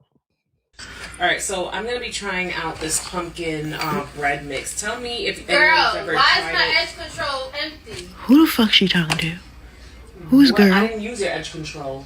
As you can see, I've been wearing my wigs. Look at my edge control. Let me see. She went to go look at it. Yeah, I did not do that. I didn't use this one. So who did it? Who the fuck you talking to? You the only other female in this house. Who the fuck you talking to? I did not use that. That's what she was supposed to say. I told you, stay out my stuff. Who the fuck you talking to in my house? So I did not use that one. Mm-hmm. Okay, I didn't use that one. So you want your? I haven't had any hairstyles. So who used it? So you want your? Who used it? Are you gonna let me speak? No. No. So then how am I gonna tell you who used it if you're not gonna let me speak? Send me the money to replace it, or stop talking to me. I did not use that one. Send me the money to replace it, or stop talking to me. Get the fuck in my house. When was the last time you seen me do edges? I'm not about to sit here and argue. You ain't arguing it's in my not house. an argument in the house. Get the fuck out. I don't have no edge control. My edges are not done. Go where you going. Okay, but I have not done a hairstyle and get the fuck to do out of my edges. Send me the money or stop talking to me. I didn't finish that, so I don't think I should have to replace it. Stop talking to me. I should not have to. I refuse to believe that that's her daughter. Now they're saying online that's her daughter. I don't believe it. That's got to be her sister. Because let me tell you something. If it's my daughter and I'm that mama, baby, you wouldn't have need for edge control because I'm going to snatch all your edges out. Ma'am, you would not have need for edge control.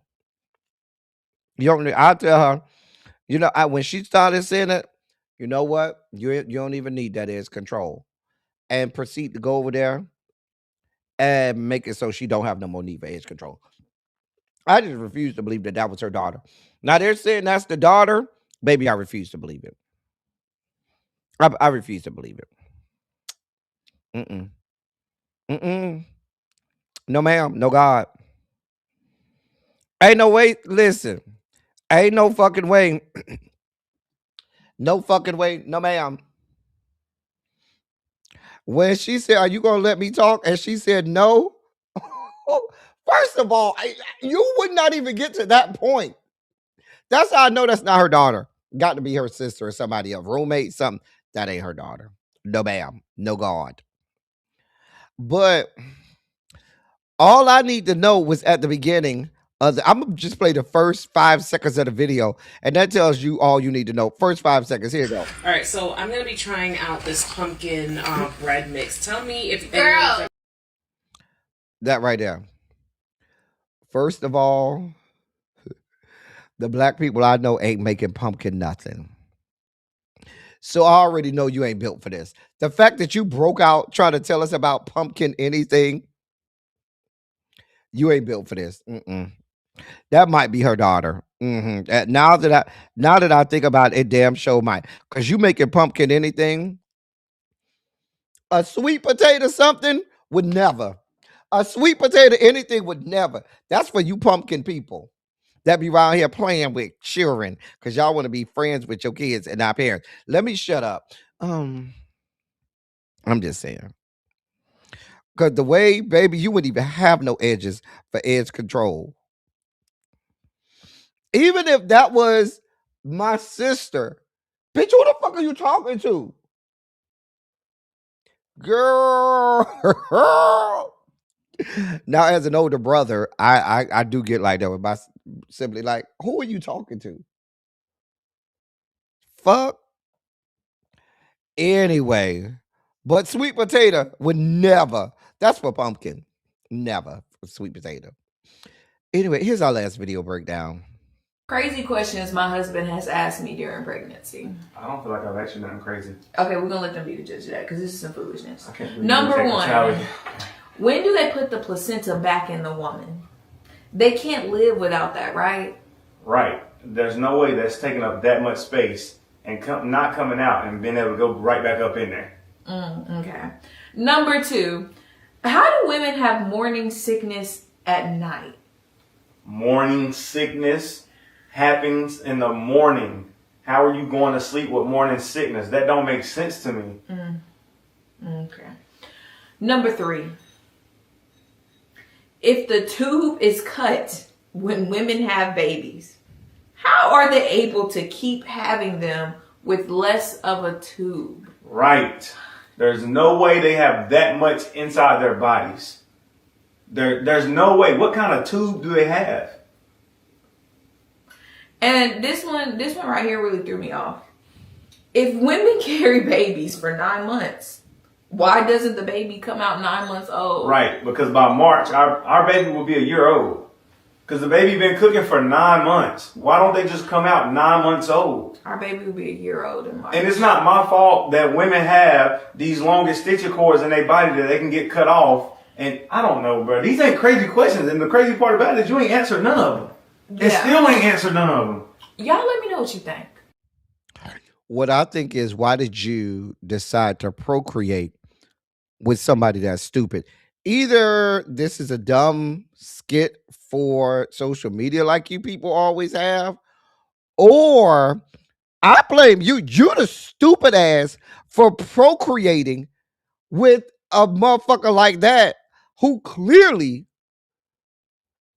is not well in the head, who's clearly someone with an IQ south of about 45. I ain't gonna even give you a full 50. Like you somewhere south of 45. Like really? Like, cause if he's really serious, this got to be a skit, because there's no way you're procreating with something like that.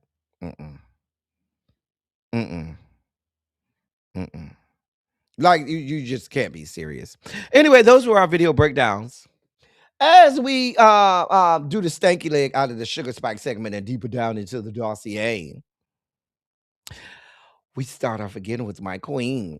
Yesterday we talked about my queen at the opening ceremonies for the 2026 Winter Olympics. Today, as yesterday, the new Billboard charts came out, and my queen reclaimed her title with the longest running number one single. It used to be what's the song with her and Boyz II Men? One Sweet Day. You know, she had that one where it spent 16 weeks at number one, 16 successive weeks as well. And then my girl Lil Nas X had Old Town Road that broke her record. And so and there was another song that also Old Town Road, and it was another song that a bar song, Shabuzi's a bar song, Tipsy. They both, and Old Town Road, they both spent 19 weeks and broke Mariah's record of 16 weeks. And they both went 19 weeks. Well, All I Want for Christmas has now surpassed 20 weeks at number one. Yep. I'm here for it. Reclaim your crown, my queen. Reclaim your crown. I'm here for it. Even though on that Christmas album, All I Want for Christmas Is You is not one of my favorites on that album. That Christmas album is so fucking good. Let's be clear. Very slept on Christmas album. But yeah. Yeah, I mean, she still has the most weeks at number one of any artist ever. Does of any artist ever to walk the face of the earth. If you should need her. Listen, lambs, all my fellow lambs, stand up. All my lambs, stand up. Not to be confused with the deranged creatures that are in the beehive and that are Barbs and Barty gang. Not to be confused with those people with mental illnesses that say they're in the beehive and that they are Barbs and Barty gang and all of these other deranged people. All my lambs, stand up. And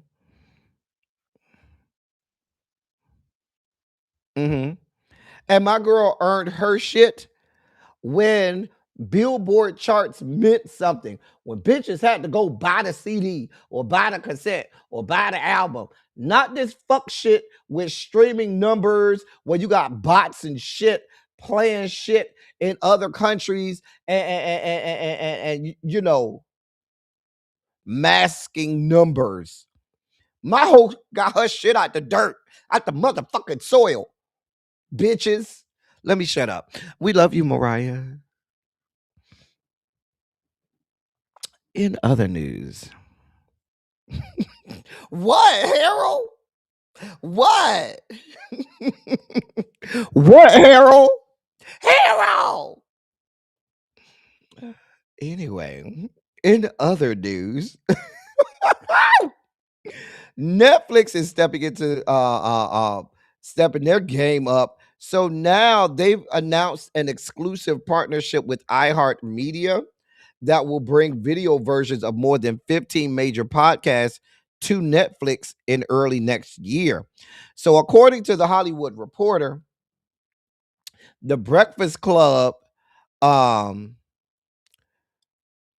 is coming to Netflix. Also, Joe and Jada, I said Joe and Jada Kiss. Their podcast is also coming to Netflix. I hope Native Land Podcast comes since they said iHeartMedia. I know Native Land Pod is on iHeartMedia. I'd love to see Native Land Pod on Netflix. But you know, there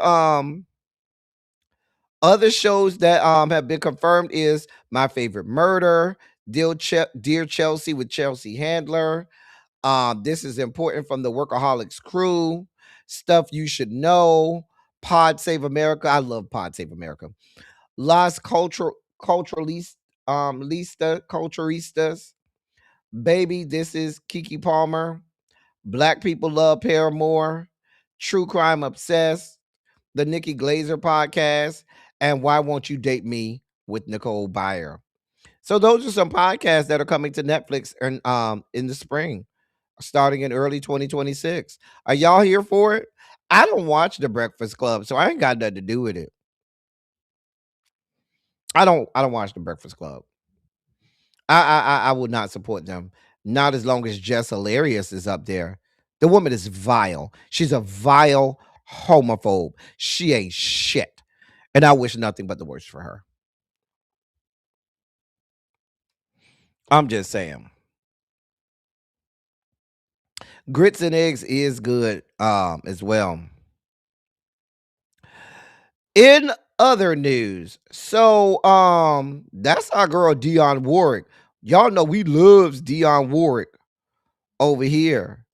Do we love her? ABC. A bitch can't. A bitch can't get a hit. A bitch can't get on the charts. A bitch can't get a Grammy. A bitch just can't. A bitch just can't. We love you, Dionne. So, according to Digital Music News, if you know Doja Cat's song Paint the Town Red, has it samples Dionne Warwick's song Walk On By. So apparently this has triggered a lawsuit from a company that claims it played a critical role in making all of this happen. Artists Rights Enforcement Corporation filed a lawsuit yesterday accusing Dionne Warwick of attempting to cut ties with the firm after years of representation. The company says it handled complex royalty enforcement matters on her behalf without charging upfront fees, only to now be pushed aside after the work paid off. Quote, after decades of service, Ms. Warwick is now trying to evade paying artist rights hundreds of thousands, if not millions of dollars. In so doing, she has violated her contract with artists' rights. End of quote. And that's according to an attorney for the company.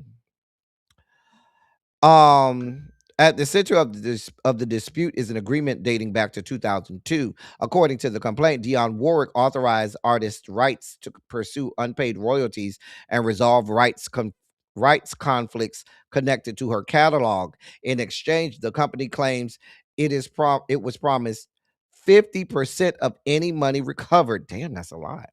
With the agreement continuing indefinitely. Indefinitely, that don't sound right. Artists' Rights says it covered all legal and administrative costs while taking on the financial risk. The lawsuit describes a business model commonly used in the music industry, particularly for veteran artists navigating decades of overlapping contracts. Rather than charging hourly fees, companies accept the risk in hopes of sharing in future recoveries. Artist Rights says the strategy produced major results. The filing claims the firm helped generate more than $2.5 million for Warwick and significantly increased the royalties she received from her record labels. Despite that, the company alleges Warwick later made clear she wanted out of the arrangement, with her attorneys moving to terminate the agreement in this past September.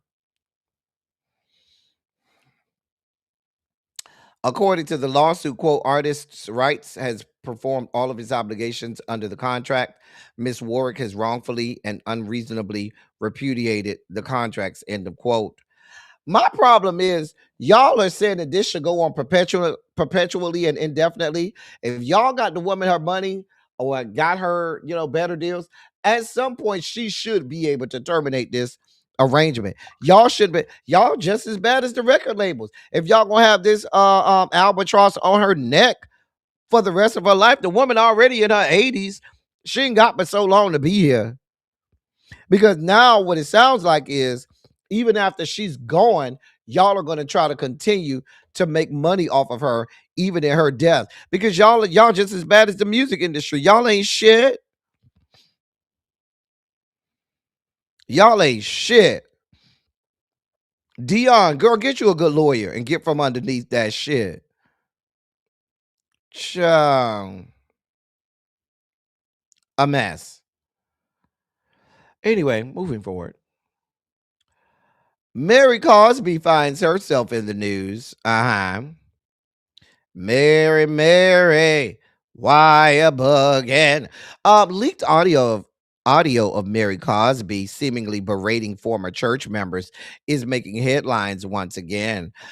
Former congregants of Mary Cosby's Faith Temple Pentecostal Church are speaking out in the upcoming TLC docu-series, The Cult of the Real Housewives, alleging that the Real Housewives of Salt Lake City Star complained about birthday cards and pressured members for financial contributions. Audio leaked in 2020 of Cosby criticizing church members over birthday cards, which she later claimed was taken out of context during a Real Housewives of Salt Lake City reunion. However, former church organist Ernest Enoch disputes that claim. In a teaser for the docuseries, he says, quote, I was there when Mary complained about the 14 birthday cards. I gave this chick a card with $1,000 in it. Ask me if she said thank you. End of quote. First of all, $1,000? Baby, she better have been breaking you off some of that good. You giving her a birthday card with $1,000 in it? Oh, girl. Now, his sister, Rosalind Enoch, also alleges that Mary and her husband, Robert Cosby Sr., frequently enforced, quote, heave offerings, end of quote, at times demanding large sums of money on short notice. She said, quote, it started to increase over time. They need $100,000 and they need it by Thursday, end of quote.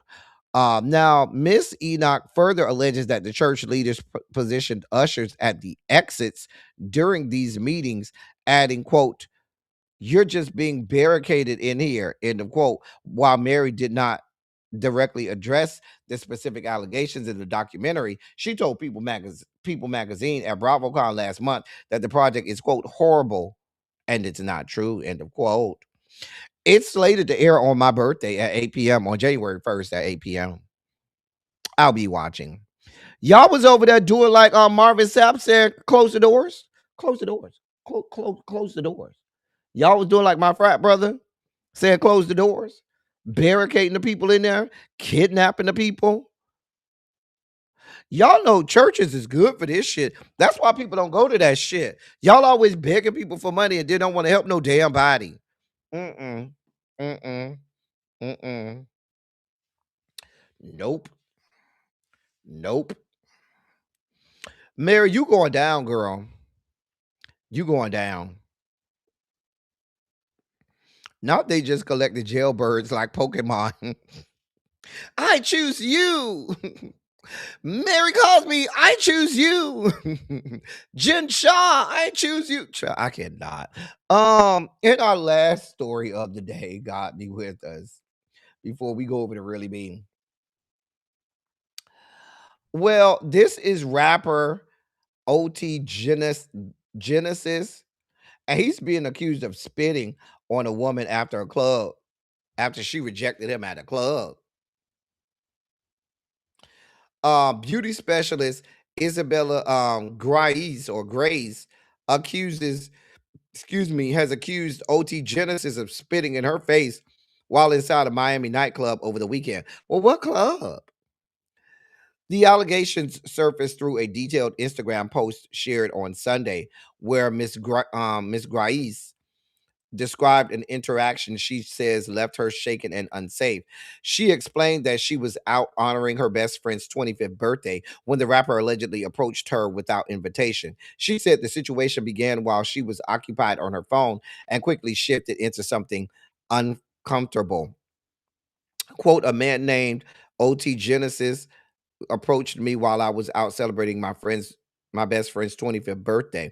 He began flirting with me while I was on the phone. I tried to remain polite and avoid conflict, but the interaction quickly became uncomfortable and inappropriate. He began telling me unsolicited and disturbing details about his past, including selling crack. End of quote. According to Miss Grace, she attempted to set clear boundaries once the conversation crossed the line. She stated that her direct request for him to leave her only triggered an aggressive response. She said, quote, when I firmly told him to leave me alone and get away from me, he spit in my face. This was not a misunderstanding. It was intentional, humiliating, and violating. I was left in tears and felt completely unsafe. Witnesses around me identified him afterwards and provided me with his name. End of quote. She went on to say the experience overshadowed the entire night and left a lasting emotional impact that did not fade once she left the venue. She said, quote, no one should ever be treated that way. I did not go out to be harassed or assaulted. I went out to celebrate my friend. This experience ruined the night and left me feeling shaken long after. What happened to me should never happen to anyone else. End of quote. The woman is Hispanic.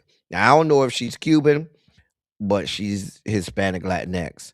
And from the way she's carrying on, it sounds like she's Cuban. And baby, Mr. OT Genesis, I can tell you right now, this ain't gonna go over well.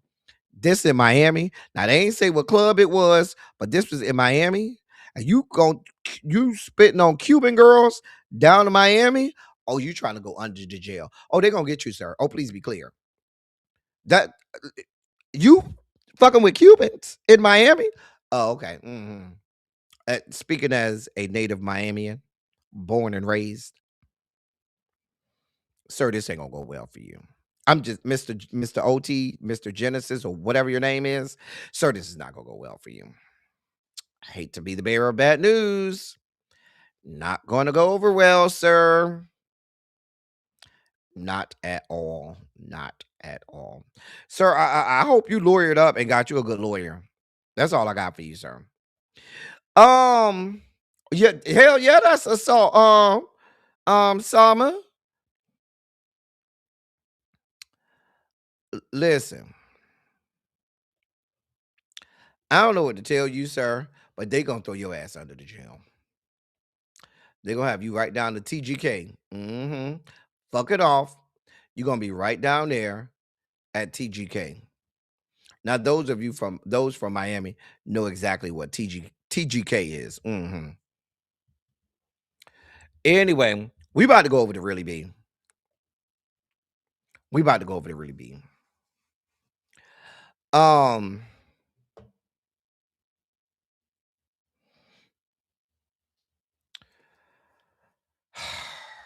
We'll be back tomorrow. Programming note, y'all know tomorrow is Wednesday, so we will be on Twitch only. Tomorrow is Twitch only day. Tomorrow is Wednesday. It is Twitch only day. So make sure that you remember tomorrow is Twitch only. So find us over on Twitch. If one of the hall monitors, can post a link to the Twitch in the chat, that'll help me out greatly. Listen, y'all, we about to get out of here. Go over to Really Bean. As I always say, I love y'all. I love on y'all. Thank you all for being vocal, present, and active. Thank you for doing what you do. Thank you for any and all contributions that you make to the channel. They are much obliged and much appreciated. Listen, it's cold. Do not be like Representative Wesley Hunt. Don't be out here with ashy ankles, okay? Ashy ass ankles. Hold on, because I don't know if I have any hall monitors left. Let me put this link in the chat. I don't know if any hall monitors are left. However, there's the link. We'll be on Twitch tomorrow. There's the link for those people who need it. And the link is always in the description box as well. You can always find the link in the description box as well. Anyway, I'm about to get out of here. We're going over to Really Be. And I'm about to go cook me some food. As that's all I got for y'all. Until tomorrow. Until next time. Oh, I will be on. I think we're on Darren Green's channel tonight. We're gonna talk Married to Medicine and Housewives of Potomac. I do have a lot to say about Married to Medicine, so we will be talking about both Housewives of Potomac and Married to Medicine. I believe we're on Darren Green's channel. Let me check that for you. Hold on. If we are on Darren's channel.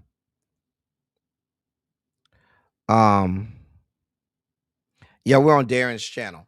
So look for me on Darren Green's channel. Let me post that up here too. For those people who need it. But hold on.